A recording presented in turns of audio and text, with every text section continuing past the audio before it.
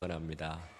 강원도에 어느 깊은 산골 마을이 있었습니다. 얼마나 깊은 산골 마을이었는지 1950년 한국 전쟁이 일어났는데도 이 마을은 전쟁이 일어났는지도 알지 못하고 지내고 있었습니다.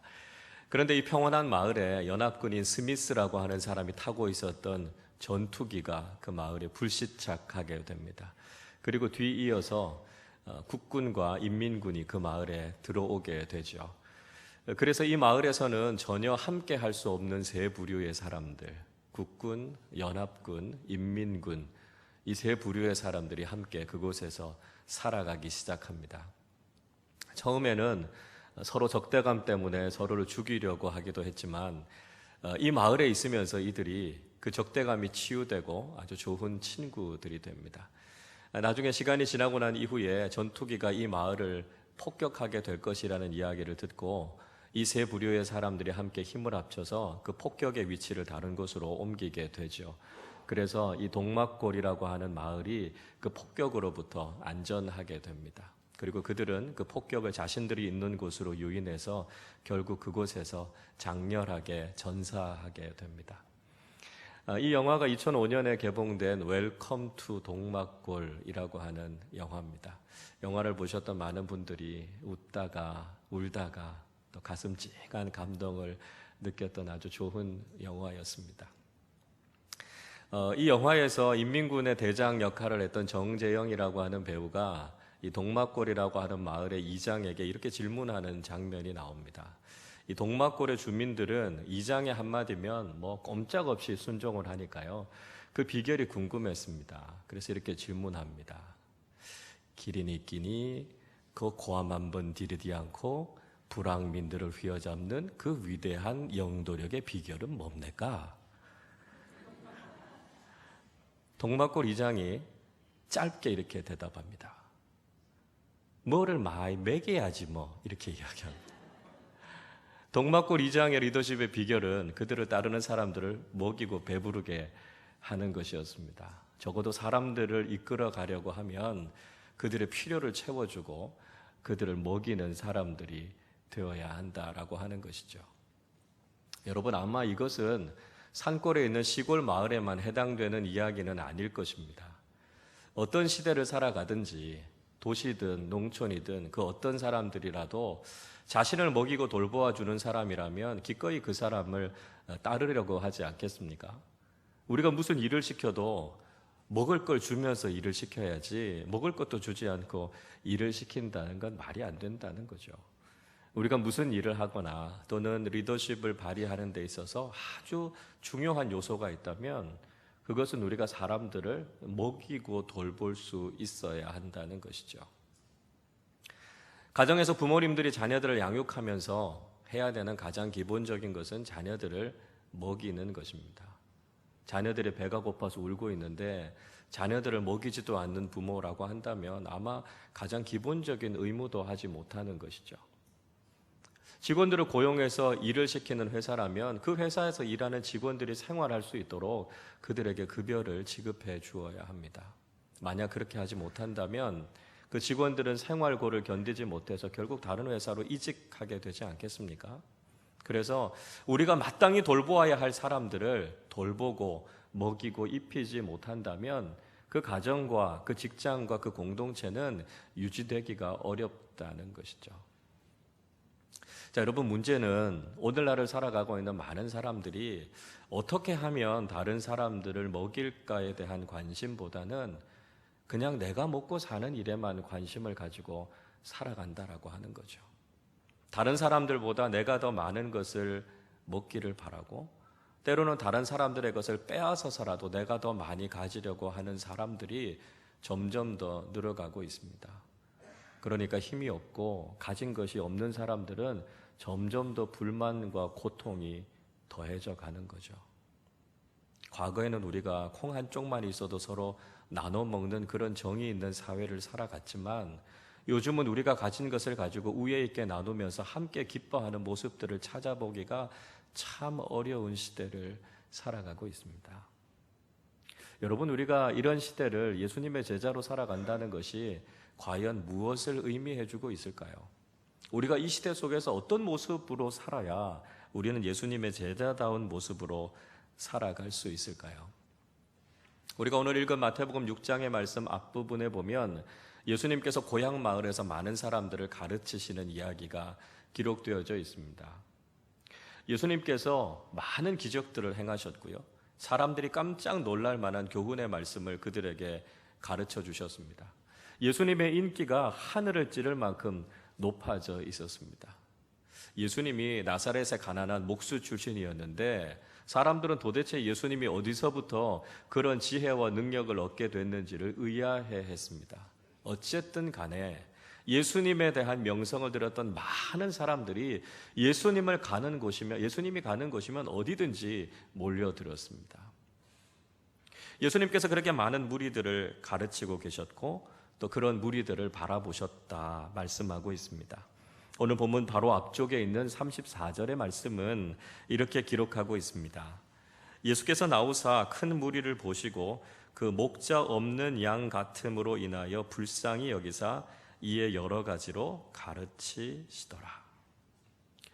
예수님께서 큰 무리를 보셨다 이렇게 이야기합니다. 예수님이 보셨다는 건 그냥 대충 봤다는 것이 아닙니다. 그들에게 주목해서 그들의 상황을 관심을 가지고 지켜보셨다라고 하는 거죠. 그리고 그들을 바라보시면서 목자 없는 양과 같은 그들의 처지를 불쌍히 여기셨다라고 말씀합니다. 불쌍히 여기다라고 하는 헬라어 스플랑크 니조마이라고 하는 말은 장이 끊어진다는 이야기입니다. 장이 뒤틀리고 애간장이 탄다 이런 이야기 하지 않습니까? 그들의 형편과 처지가 예수님께 그대로 느껴진 것입니다. 그들의 아픔, 그들의 어려움, 그 모든 것들을 예수님께서 아프게 함께 느끼셨던 것이죠. 여러분, 예수님의 모든 사역은 바로 이런 예수님의 마음에서부터 시작됐습니다. 우리가 예수님의 제자가 되기 원한다면 우리는 예수님의 시선과 예수님의 마음을 가지는 것이 중요합니다. 예수님께서 바라보셨던 그 눈빛을 가지고 우리가 사람들을 바라보고 예수님의 그 마음을 가지고 우리가 사람들을 품을 수 있을 때 우리는 예수님의 제자로서 살아갈 수 있게 된다는 것이죠. 예수님께서 하셨던 것을 흉내내는 것이 아니라 주님의 눈으로 주님의 마음을 가지고 우리의 이웃들을 바라볼 때 우리는 주님처럼 우리의 이웃들을 사랑하는 삶을 살 수 있게 된다는 것이죠. 자, 그렇게 수많은 사람들을 예수님께서 가르치고 계셨습니다. 그런데 어느덧 해가 저물어 가고 있었습니다. 35절의 말씀을 보시죠.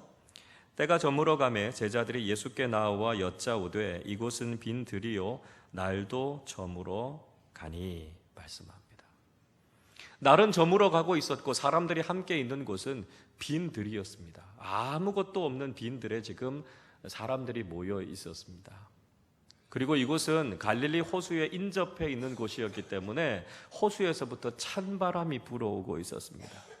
일교차가 굉장히 큰 지역이니까요. 밤이 되면 훨씬 더 춥습니다. 날은 어두워져 가고 먹을 것은 없고 점점 더 추워져 가는 그 가운데 있었던 사람들의 모습이 점점 힘겨워진 상황이 되고 만 것이죠. 자, 이런 상황이 되니까 제자들은 사람들을 마을에 보내서 먹을 것을 좀 구해오게 하는 것이 좋겠다고 제안합니다. 36절을 보시죠. 무리를 보내어 두루 촌과 마을로 가서 무엇을 사 먹게 하옵소서. 제자들은 궁여지책으로 사람들을 이제 마을로 돌아가게 해서 거기서 먹을 걸 좀 구해오게 하자 이렇게 이야기합니다. 그러나 갑자기 이렇게 많은 사람들이 마을에 가서 먹을 것을 구한다는 것이 쉽지 않았을 것입니다. 또 당시에 대부분의 사람들이 다 가난한 사람들이었으니까요. 돈이 충분치도 않았을 것입니다. 빈들에서 해는 져가고 먹을 것은 없고 추운 상황 가운데 처한 무리들의 상황이 점점 더 딱해진 상황이 되고 만 것이죠. 빈들에 서 있는 사람들의 형편이 오늘날 우리 주변의 이웃들의 모습과 참 비슷하다는 생각이 듭니다. 오늘을 살아가는 많은 사람들, 어디에서 참된 만족과 기쁨을 얻을 수 있는지를 알지 못하고 살아가고 있습니다. 내일을 생각하면 기대와 소망이 생기기보다는 절망과 고통 속에 빠져 있는 사람들이 많이 있습니다. 세상적인 그 무엇으로 자신을 채워보려고 하지만 도무지 채울 수 있는 것들을 발견하지 못하고 있습니다. 그래서 결국 생활고를 견디지 못하고 비극적인 선택을 했다는 우리 이웃들의 이야기를 우린 가슴 아프게 듣고 있지 않습니까? 세상에서 무엇인가를 가지고 있다고 하는 사람들도 그것에 만족해 하지 못하고 있습니다. 그래서 세상적인 가치에 더 집착하고 그것에 연연해하는 모습들을 보이고 있죠. 이런 우리의 이웃들을 바라보면서 예수님의 제자된 우리가 해야 할 일, 할 수 있는 일은 무엇이겠습니까? 그때 예수님께서 제자들에게 이렇게 말씀해 주시고 있습니다. 37절 말씀을 우리 같이 한번 읽어보겠습니다. 대답하여 이르시되 너희가 먹을 것을 주라 하시니 여짜오되 우리가 가서 200데나리온의 떡을 사다 먹이리이까. 예수님께서 빈들에서 굶주리고 있는 사람들에게 먹을 것을 가져다 주라고 말씀합니다. 예수님께서는 제자들에게 그들을 먹이시기를 원하셨던 것이죠. 여러분, 우리는 이 말씀 속에서 예수님의 제자가 어떤 사람인지를 발견하게 됩니다. 예수님의 제자는 굶주림 가운데 처해 있는 사람들을 먹이는 사람들이라는 것이죠. 빈들에서 배고픔 가운데 처해 있는 사람들을 먹이는 사람들이 바로 예수님의 제자들이라는 것입니다. 인생의 참된 만족과 기쁨을 누리지 못하고 있는 사람들, 그래서 인생의 배고픔과 갈증 속에 있는 사람들을 먹이고 채워주는 사람들이 바로 예수님의 제자라고 말씀하고 있습니다. 우리가 먹는 일에만 관심을 가지는 것이 아니라 많은 사람들을 기꺼이 먹이는 일을 감당하는 사람들이 예수님의 제자라는 것을 말씀해 주고 있는 것이죠. 예수님의 이 말씀에 대해서 제자들은 어떻게 반응합니까? 우리가 200데나리온의 떡을 가지고 와도 부족할 것 같습니다. 이야기하고 있습니다. 전에도 말씀드렸지만 한 데나리온은 노동자의 하루치 품삯입니다. 그러니까 오늘날의 돈으로 환산해 보면 대략 한 2천만 원 정도 되는 돈입니다. 당시에 남자들만 5천 명, 여자들과 아이들을 포함하면 대략 15,000명에서 2만 명 정도 되는 사람들을 먹이기 위해서 이만큼의 돈이 필요하다는 것이죠. 예수님의 제자들은 계산이 굉장히 빠른 사람들이었습니다. 그래서 그들이 얼핏만 계산해 봐도 이 정도의 사람들을 먹이기 위해서는 최소한 이 정도의 돈이 필요하다고 지금 예수님께 말씀드리고 있습니다. 계산의 방식에 익숙했던 예수님의 제자들은 지금 예수님께서 하고 계신 명령은 도저히 불가능한 명령이라고 이야기하고 있는 것이죠. 자, 만약에 예수님께서 우리에게 너희가 먹을 것을 주라 이렇게 말씀하시면 우리는 어떻게 반응할까요? 때로는 우리도 예수님의 제자들처럼 반응하게 될 수 있습니다. 우리가 그들을 먹이는 삶을 사는 것은 불가능합니다. 주님께 그렇게 이야기할 수도 있을 것입니다.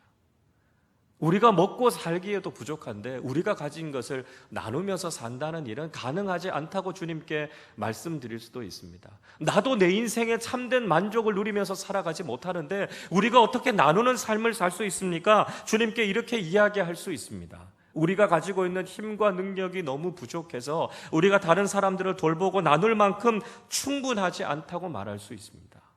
우리가 주님의 명령을 감당하려면 우리에게도 200데나리온의 떡이 필요한데 그 떡을 어디서 구할 수 있겠습니까? 주님께 반문할 수도 있겠죠. 그때 예수님께서 다시 제자들에게 질문하십니다. 38절 말씀 우리 같이 한번 읽어보겠습니다. 이르시되 너희에게 떡 몇 개나 있는지 가서 보라 하시니 알아보고 이르되 떡 5개와 물고기 2마리가 있더이다 하거늘. 예수님께서는 지금 제자들에게 무엇이 있는지를 물어보고 계십니다. 그들에게 있는 것이 무엇인지가 중요하다는 것이죠. 제자들은 가서 알아보고 떡 5개와 물고기 2마리가 있다고 말씀드리고 있습니다. 여러분, 이것이 의미하고 있는 것이 무엇이겠습니까? 우리에게 있는 것이 무엇인지를 아는 것이 중요하다는 거죠. 예수님께서는 우리에게 없는 걸 요구하시는 분이 아니십니다. 지금 우리가 가지고 있는 그것이 무엇인지를 묻고 계신다는 것이죠. 우리가 가지고 있는 바로 그것이 하나님의 일을 행하는 도구가 되고 하나님의 역사와 기적을 이루어가는 통로가 된다는 것을 말씀하고 있습니다. 비록 지금 우리가 가지고 있는 것이 떡 5개와 물고기 2마리에 불과할 수 있습니다. 세상적으로 볼 때는 너무 보잘것없고 너무 연약해 보이는 것일 수 있습니다. 내가 가지고 있는 이것을 가지고 과연 무엇을 할 수 있을까? 우리에게도 질문이 생길 수 있습니다. 내가 가지고 있는 소유, 내가 가지고 있는 건강, 나의 지식과 능력, 내가 가지고 있는 지위, 그것을 가지고 내가 도대체 무슨 일을 할 수 있을까 생각할 수 있습니다. 그러나 주님께서는 지금 우리에게 있는 것이 무엇인지를 묻고 계십니다. 그리고 그것을 주님께 가지고 오라고 말씀하십니다. 41절 말씀 같이 읽어보겠습니다. 예수께서 떡 5개와 물고기 2마리를 가지사 하늘을 우러러 축사하시고 떡을 떼어 제자들에게 주어 사람들에게 나누어 주게 하시고 또 물고기 2마리도 모든 사람에게 나누시며. 예수님께서 떡 5개와 물고기 2마리를 들고 하늘을 우러러서 하나님께 감사 기도를 드리셨습니다. 그리고 제자들에게 그것을 주어서 많은 사람들에게 나누어 주게 하셨습니다. 예수님께서는 지금 제자들에게 굉장히 중요한 도전의 말씀을 주고 계신 것입니다. 그들이 주님께 드린 바로 그것을 통해서 하나님의 놀라운 일들이 일어나고 있는 것을 보여주고 있는 것이죠. 그것이 비록 떡 5개와 물고기 2마리였지만 그것이 주님의 손에 들려졌을 때 그것이 하나님의 기적의 통로가 됐다는 것을 보여주고 있는 것이죠. 그것이 아무리 작은 것일지라도, 그것이 아무리 보잘것없는 것일지라도 그것이 주님 앞에 드려지게 됐을 때 그것을 통해서 하나님의 놀라운 일들이 일어나게 된다는 것입니다. 우리가 주님께 드린 작은 헌신을 통해서 하나님께서는 지금도 크고 놀라운 일들을 일으키시는 분이 되신다는 것을 우리에게 말씀해 주고 계십니다. 사도행전 3장의 말씀은 베드로와 요한이 성전 미문에 앉아 있었던 안진뱅이를 치유하는 사건을 우리에게 이야기해 주고 있습니다. 제9시, 그러니까 오후 3시 기도 시간에 베드로와 요한이 기도하기 위해서 성전으로 올라가고 있었습니다.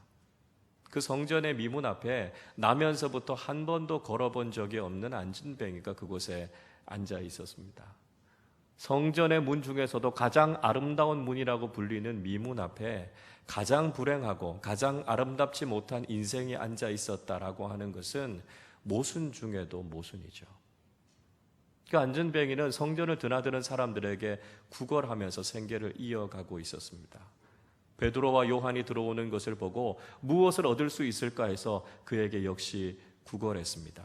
선생님, 이 불쌍한 사람에게 적선 한 푼만 하십시오. 베드로와 요한이 그 안진뱅이를 바라보았습니다. 예수님께서 무리를 바라보았던 것과 같은 시선으로 그는 그를 바라보았습니다. 그리고 사도행전 3장 6절은 이렇게 말씀하고 있습니다. 베드로가 이르되 은과 금은 내게 없거니와 내게 있는 이것을 내게 주노니 나사렛 예수 그리스도의 이름으로 일어나 걸으라. 베드로는 자신에게 은과 금은 없다고 이야기합니다. 그가 세상적인 것으로 줄 수 있는 것은 아무것도 없었습니다. 그런데 그에게는 있는 것이 있었습니다. 그것이 바로 나사렛 예수 그리스도의 이름의 능력이었습니다. 그리고 그는 그 이름의 능력으로 선포하고 있습니다. 일어나 걸으라. 베드로는 자신이 가지고 있는 그것을 그에게 전해 주었을 때 한 번도 일어나 보지 못한 사람이 일어나 걷기도 하고 뛰기도 하며 하나님을 찬양하는 놀라운 기적이 일어나게 됐습니다. 자신에게 가지고 있는 그것을 나누는 삶을 살았을 때 바로 거기에서부터 하나님의 놀라운 기적이 일어나게 되었다는 것을 사도행전 3장은 우리에게 분명히 보여주고 있습니다. 예수님께서는 우리를 향해 너희가 먹을 것을 주라 말씀하십니다. 우리가 가지고 있는 것이 떡 5개와 물고기 2마리밖에 없는 것처럼 보일 수 있습니다.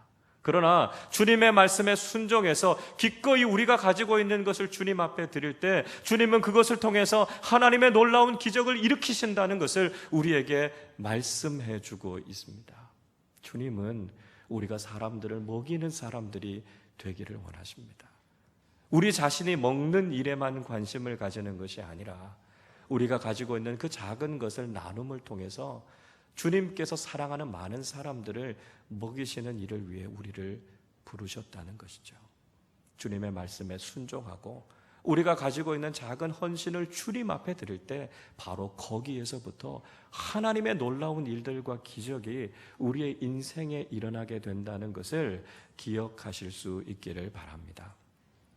그렇게 예수님의 제자들은 떡 5개와 물고기 2마리를 사람들에게 나누어 주었습니다. 그리고 그 과정 속에서 놀라운 하나님의 기적을 경험하게 되죠. 오늘 본문 42절부터 44절까지의 말씀을 우리 함께 읽어보도록 하겠습니다. 다 배불리 먹고 남은 떡 조각과 물고기를 12바구니에 차게 거두었으며 떡을 먹은 남자는 5,000명이었더라. 오늘 성경은 놀라운 결과를 얻게 되었다는 것을 이야기해 주고 있습니다. 그곳에 있는 많은 사람들이 다 배불리 먹었다라고 이야기합니다. 그들이 참된 만족과 기쁨을 얻게 된 것이죠. 빈들에서 배고픔과 추위에 떨고 있었던 사람들에게 참된 기쁨과 만족이 주어지게 된 것입니다. 거기에서 끝난 것이 아니었습니다. 남은 것을 다 거두어 드렸을 때 12바구니에 가득 차게 거두어 드렸습니다. 이것은 그들에게 주어주신 하나님의 은혜가 얼마나 크고 풍성한 은혜인가를 보여주고 있습니다. 남은 12바구니는 주님 안에서 살아가는 인생들에게 하나님께서 얼마나 풍성한 은혜를 베풀어 주실 수 있는지를 우리에게 분명히 보여주고 있습니다. 우리가 주님 안에서 주님의 말씀에 순종하며 살아갈 때 우리만 만족하는 것이 아니라 얼마나 많은 사람들이 이런 만족을 누릴 수 있는가를 우리에게 보여주고 있습니다. 그리고 그 기적을 경험한 사람들은 남자들만 5,000명이었습니다. 그 기적은 예수님의 제자들만 경험한 것이 아니었습니다. 그 자리에 있었던 수많은 사람들이 함께 기적의 주인공이 된 것이죠. 여러분, 우리가 주님의 제자다운 삶을 바르게 살아가기만 한다면 우리뿐만 아니라 우리와 함께 살아가는 많은 우리의 이웃들이 하나님의 기적과 은혜를 경험하는 주인공들이 될 수 있다는 것이죠. 그 결과는 해피엔딩이었습니다. 모든 사람들이 함께 행복해하고 기뻐하는 하나님 나라를 경험하게 된 것이죠. 그 빈들이 하나님께서 주시는 풍성함과 기쁨이 넘쳐나는 하나님 나라가 되는 경험을 사람들은 하게 되었던 것입니다. 여러분, 주님은 우리를 향해서 나누고 베푸는 삶을 살아갈 것을 말씀하고 계십니다. 사도 바울은 사도행전 20장 35절에서 복음서에 나오지 않는 주님의 말씀을 인용하면서 이렇게 이야기합니다. 범사에 여러분에게 모본을 보여준 바와 같이 수고하여 약한 사람들을 돕고 또 주 예수께서 친히 말씀하신 바 주는 것이 받는 것보다 복이 있다 하심을 기억하여야 할지니라. 성경은 우리가 수고해서 약한 자들을 돌아보라고 이야기합니다. 우리 주님 예수님께서 친히 말씀하시기를 주는 것이 받는 것보다 더 복이 있다고 말씀하고 있습니다. 여러분, 우리가 주고 베풀고 나눌 수 있다는 것은 이미 우리 안에 감사가 있다는 것 아닙니까? 우리가 이미 풍성함을 경험하고 있다는 증거이지 않습니까? 우리가 나눌 수 있는 것은 그렇게 크지 않을 수 있습니다. 그러나 주님께서는 우리를 제자로 부르시면서 단지 내 삶에만 관심을 갖고 살아가기를 원치 않으신다는 것이죠. 우리가 가지고 있는 작은 것을 나누고 베푸는 삶을 살아갈 때 바로 우리가 살아가는 삶의 자리가 하나님 나라가 되는 놀라운 은혜와 축복을 경험하게 하시겠다고 우리에게 약속해 주셨습니다. 여러분, 우리 아름다운 교회는 복음이 삶이 되는 제자 공동체라고 하는 비전을 가지고 있습니다. 예수 그리스도의 제자 공동체로 살아가기 원하는 우리는 너희가 먹을 것을 주라 말씀하시는 주님의 말씀에 믿음으로 반응하는 사람들이 되어야 하겠습니다. 우리가 가지고 있는 것을 기쁨으로 나눔을 통해서 우리와 또 우리의 모든 이웃들이 하나님 나라의 풍성함을 경험하는 삶을 살기를 주님께서 원하신다는 것이죠. 해외의 선교지와 선교사님들에게 우리가 가진 것을 나눔을 통해서 해외 선교에 함께 동참하는 사람들이 되실 수 있기를 바랍니다. 우리 교회는 국내의 미자립 교회들과 도움이 필요한 여러 기관들을 섬기고 있습니다. 우린 이번 가을에 그 기관들을 함께 방문하고 그곳의 소식들과 그곳의 기도의 제목들을 우리가 함께 나누게 될 것입니다. 여러분, 이 어려운 시기에도 힘겹게 지내고 있는 우리의 동역하는 교회들이 믿음 위에 든든히 설 수 있도록 기도해 주시고 후원해 주시기를 바랍니다. 우리는 다음 세대를 세우는 교육과 장학 사역을 위해서도 최선을 다할 것입니다. 우리의 자녀들을 믿음으로 키워나가는 이 일에 여러분 아낌없는 관심과 후원을 부탁드립니다. 우리의 주변에도 어려움 가운데 살아가는 이웃들이 많이 있습니다. 우리가 그분들의 소식도 여러분들과 함께 나누려고 합니다. 우리의 작은 도움이 그분들에게 희망의 불씨를 다시 지필 수 있게 할 것입니다. 우리의 물질만이 아닙니다. 우리가 가지고 있는 재능을 또 주님 앞에 드리고 헌신하실 수 있기를 바랍니다. 우리는 꿈드림 학교를 통해서 교육사역과 다양한 문화사역을 진행하고 있습니다. 많은 분들이 재능을 헌신하고 또 시간을 하나님 앞에 들여서 교회를 섬기며 이 사역들을 감당하고 있습니다. 더 많은 분들의 참여와 더 많은 분들의 관심이 필요합니다. 우리의 재능과 우리에게 주신 시간을 주님 앞에 들여서 하나님의 일을 위해서 귀하게 쓰임받는 우리 모두가 되실 수 있기를 바랍니다. 오병이어와 같은 작은 헌신이지만 우리가 이 헌신을 주님 앞에 드릴 때 얼마나 놀라운 일들이 일어날 수 있는지를 우리 모두가 경험하실 수 있기를 바랍니다. 우리 작은 교회가 함께 모일 때 우리 작은 교회는 어떻게 이 일에 함께 동참할 수 있을지, 해외 선교와 국내 선교하는 일들과 여러 가지 교회가 진행하는 사역들에 우리는 어떻게 오병이어의 헌신을 드릴 수 있을지 함께 의논하고 기도해 주시기를 바랍니다.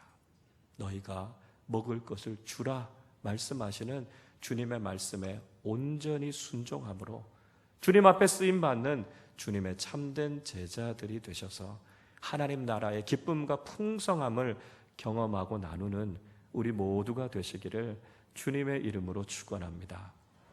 기도하겠습니다. 사랑권혜가 많으신 아버지 하나님 감사합니다. 저희들을 구원하여 주시고 날마다 생명의 꼴로 저희들을 먹이시고 저희들을 돌보아 주셔서 감사를 드립니다.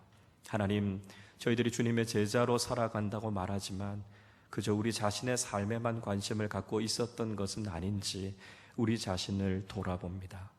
너희가 먹을 것을 주라 말씀하신 주님의 말씀처럼 우리의 작은 헌신을 많은 이웃들과 함께 나누게 하시고 그를 통해서 주님의 풍성함을 경험하는 우리 모두가 되게 하여 주시옵소서. 오병이어의 헌신을 주님께 드릴 때 그 일을 통해 하나님의 풍성함과 하나님의 기적을 경험하게 될 줄로 믿습니다. 주님의 말씀에 순종하며 우리가 가지고 있는 것을 나누며 베풀고 섬기는 삶을 통해 우리의 삶의 자리를 하나님 나라의 풍성함과 기쁨으로 채워나가는 하나님 나라의 일꾼들이 되게 하여 주옵소서. 감사드리며 우리 주님 예수 그리스도의 이름으로 기도하옵나이다.